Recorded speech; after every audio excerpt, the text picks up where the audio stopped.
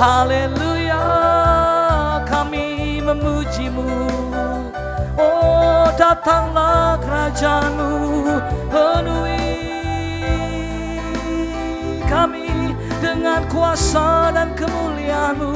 Oh, haleluya. Shanana bala bala bala bala bala bala bala. Shanana bala bala bala bala. Oh, ya la la bala bala bala bu ya la la bu. Kudus, kudus, kudus, kuduslah Kau Tuhan. Shalom alaikum Bisham Yosua Hamasya. Marahayakoti. Kembali jumpa dengan saya John Subagio ya pada sahabat ini. Kali ini kita akan sama-sama Midrash Tabar Elohim. Saya bacakannya dari Injil ya, dari kitab Lukas pasal yang ke-16 ayat pertama hingga 9. Lukas pasal 16 ayat pertama hingga 9. Dan Yesua berkata pada murid-muridnya, ada seorang kaya yang punya bendahara. Padanya disampaikan tuduhan bahwa bendahara itu menghamburkan milik tuannya. Lalu ia memanggil bendahara itu berkata padanya, apakah yang kudengar tentangmu? Berilah pertanggungjawaban atas urusanmu, sebab engkau tidak boleh lagi bekerja sebagai bendahara. Nah, bendahara itu dalam hatinya, apa yang harus aku perbuat? Tuanku memecat aku dari jabatanku sebagai bendahara. Mencangkul aku tidak dapat, mengemis aku malu. Aku tahu apa yang akan aku perbuat supaya aku dipecat dari jabatan bendahara. Ada orang yang nampung aku di rumah mereka. Lalu sang bendahara memanggil seorang demi seorang yang berutang kepada tuannya. Kepada yang pertama ia berkata, berapa utangmu kepada tuanku? Jawab orang itu 100 tempayan minyak. Lalu katakan pada orang, ini surat utangmu, duduk buat surat utang lain sekarang juga 50 tempayan. Kemudian ia berkata pada yang kedua, berapa utangmu? 100 pikul gandum. Katanya pada orang itu, inilah surat utangmu, buatlah surat utang lain 80 pikul. Lalu tuan itu memuji bendahara tidak jujur itu karena ia telah bertindak dengan cerdik. Sebab anak-anak dunia ini lebih cerdik daripada sesamanya, daripada anak-anak terang. Aku berkata kepadamu, ikatlah persahabatan dengan menggunakan mamon yang tidak jujur, supaya jika mamon tidak dapat menolong lagi, kamu diterima di dalam kemah abadi. Haleluya. Suatu pilihlah mengabdi kepada Yahweh Elohim atau kepada mamon. Nah, hari-hari ini kita banyak dengar ya, banyak sekali yang terjerat utang piutang. Bisa jadi utang pay letter, pinjol, ataupun utang dengan dunia perbankan dan lain sebagainya. Kita kan seringkali kalau mengambil keputusan dalam kehidupan, baik itu dalam berusaha, berdagang atau apa, kita tuh hanya monolog ya, satu arah ya. Kita bawa permohonan doa ini itu, tapi kita nggak menunggu tunjuk arahannya daripada Samayim, daripada Yahweh Elohim. Terus kalau ada kena masalah, baru kita minta tolong.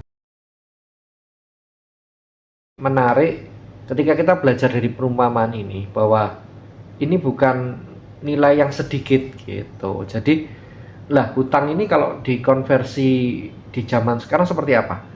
Ya kurang lebih tadi yang tempayan minyak itu sekitar 150 pon zaitun ya, bisa dibayangkan harganya ya, perkebunan zaitun tuh berapa. Sedangkan 100 pikulan gandum itu sama dengan ladang seluas 100 akre, atau itu di dalam konteks bahasa Inggris ya, tapi itu yang gede gitu. Jadi poinnya apa sih? Poinnya begini, poinnya di dalam ekonomi itu kita mempunyai stewardship ya, stewardship atau bagaimana kita ini penata layanan atau manajemen yang baik. Sebab banyak dari anak-anak Tuhan itu finansialnya karu-karuan. Sekarang balik lagi, bagi Anda yang sudah terjerat utang piutang bagaimana? Yang pertama ya tesufa, berhenti hadap di hadapan kaki Yahweh Elohim, minta pertolongannya. Yang kedua tentu jual aset. Apapun yang kau punya, jangan lari dari utang. Hadapi dengan gentleman. Katakan Anda minta perpanjangan waktu untuk membayar hutang-hutang itu. Dan yang ketiga, kalau Anda sudah punya stewardship yang benar, Anda tahu bahwa hidup ini bukan makan gengsi, hidup itu murah, yang bikin mahal tuh gaya hidup, maka benar-benar Anda bertesufah. Ketika Anda benar-benar bertesufah dan Anda menyadari Anda nggak ikut dunia, apalagi kalau utang piutang itu karena lifestyle, maka pasti ada pertolongan dari Yahweh Elohim. Yang penting ada tesufah, Anda meninggalkan gaya hidup mewah, gaya hidup hedon, bahkan mungkin Anda meninggalkan ingin cepat kaya. Adalah suatu bodohan kalau kita sudah mengenal harta yang sejati, seperti perumpamaan di ladang ya, orang menjual semua miliknya, membeli ladang itu karena sudah harta yang sangat berharga.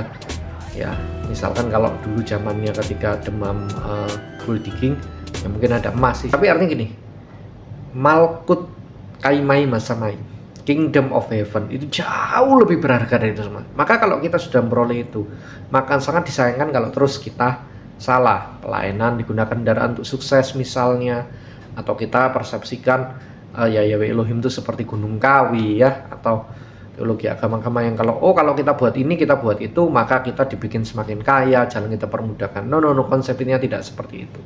Dan waktu saya akan bahas ya konsep sesungguhnya peribadatan yang diajarkan oleh Yahshua Masias seperti itu. Tapi poinnya, kalau engkau sudah lagi bertesufah, tidak mengejar kekayaan, tidak mengejar kenikmatan dunia, kemudian manajemenmu sudah benar, pasti ada pertolongan dari Yahweh Elohim.